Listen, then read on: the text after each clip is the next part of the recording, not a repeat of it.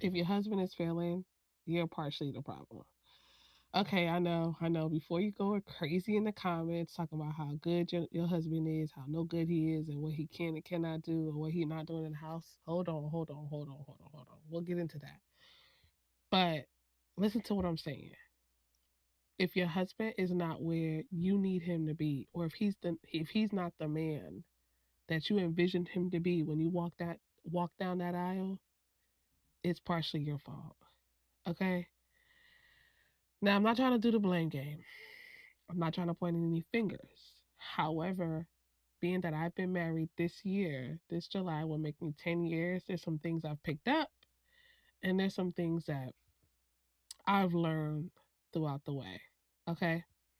Now, again, this is not a blame game.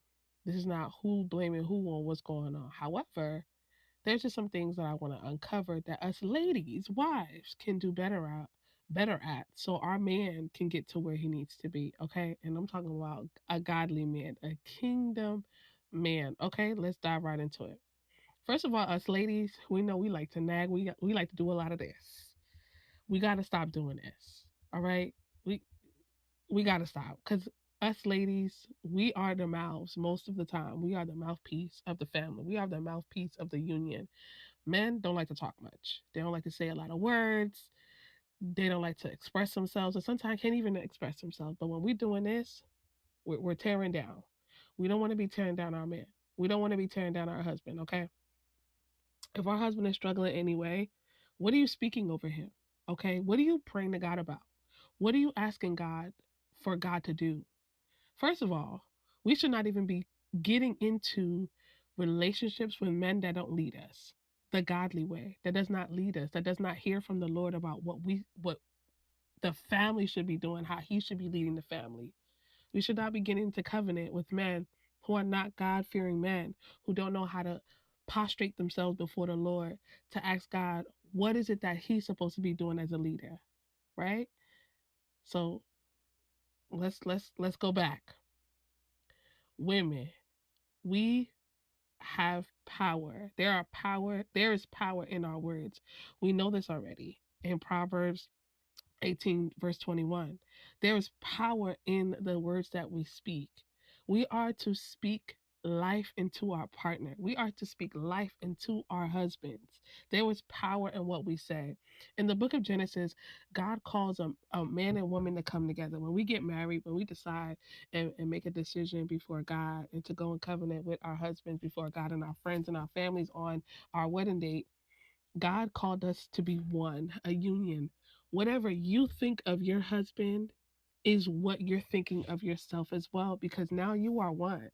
If you think your husband is something crazy, like, oh, you say in your head, you might say, oh, you're stupid, you're good for nothing, oh, you don't do this. You're talking about yourself too, because you are one. God considers you and him one. If he's something, you're also that as well. Okay? So let's not forget that the words that we speak over our husbands, the things that we say over our husbands, bring value. It can either build him up or tear him down. And what good is he as a husband if he's being torn down? You have the world tearing him down, and then he comes home and you're tearing him down. He's never going to be able to do the things that he needs to do as a man for the family if his whole environment is tearing him down. Okay? Support isn't optional. You do not have the option to not support your husband. Okay? God has called us to be our husband's help mate. A helpmate. It's literally in the name. We are to help our mate. We are to help our husbands. We are to be the neck of the relationship. He's the head, we are the neck. Without this, our heads, without this neck, my head would not be able to stand on my shoulders. I need the neck. My neck is very much important between my shoulders and my head. So if the Lord calls our husbands the head and we are the neck, we have no choice. My neck cannot one day say, well, we're not going to stand up today and keep your head up. That's not how that works. We do not have the option to not support our men. It won't work. It'll never work because God never designed it that way. God designed it for it to be for us to be his and our husband's helpmate, okay? We are to be praying women. We are to be praying for our husbands day in and day out. While we're praying for other things, while we're praying to be in right alignment with God, while we're praying for our children, while we're praying for different things, our husbands, our family should be in the forefront of our prayers. That is what's going to get them through. That is how the Lord is going to use our husbands to lead in the right way is prayer. We have to prostrate ourselves as much as we pray for ourselves and our kids and the people around us, our families. That is just how much we should be praying for. We should be praying for our husbands. Or are you just complaining about him in your prayers? There's a difference. There is a difference. I know for me, they've been times where my husband has pissed me off. Do you hear me? And I go before the Lord. As much as what he did hurt me, I go before the Lord. I said, Lord, that is your son. Okay? That is your son. That is who I am in covenant with. That is who you have placed over me as the head of this household. Lord, deal with him. Deal with his heart. Arrest his heart. Open up his heart. Soften his heart. That is the prayer that we should be taking to the Lord regarding our partners, regarding our husbands. Maybe they're in a season where they're mean. Maybe they're in a season where things are not just going their way and the atmosphere in the home is not peaceful. Ask the Lord to arrest his heart. Ask the Lord to reach him where you cannot reach. Ask the Lord to give you wisdom. Ask the Lord to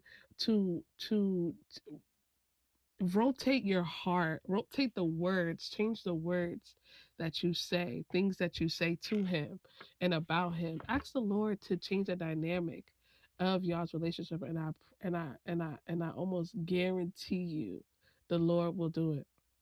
The Lord will do it. So women, my beautiful wives out there, my beautiful Christian wives out there, I am coming before you with this wisdom is to watch what you say to your husband. Watch the words that you use. Cover your husband in prayer. Cover him in prayer. Use words that will uplift him. Be the helpmate. Help him. If he's not seeing something within himself, help him see it. Sometimes men can overlook things a lot. And us being wives and us being women and us being attentive, we see certain things that they may not see.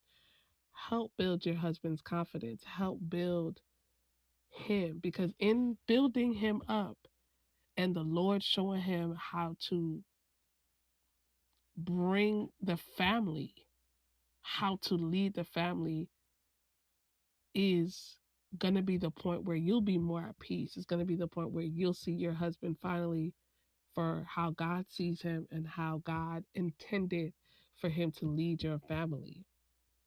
Comment down below. Tell me where you feel like you could possibly be lacking in your marriage. Or not even lacking, but tell me what you could do better as a wife right now when it comes to you and your husband. All right. Comment down below, like, share, subscribe to this channel if you like content like this. In the description box, you will also find my stand store where you can book a session with me, build a community with me. There are also ebooks and links that I have created for us beautiful women that I want you guys to check out. Okay.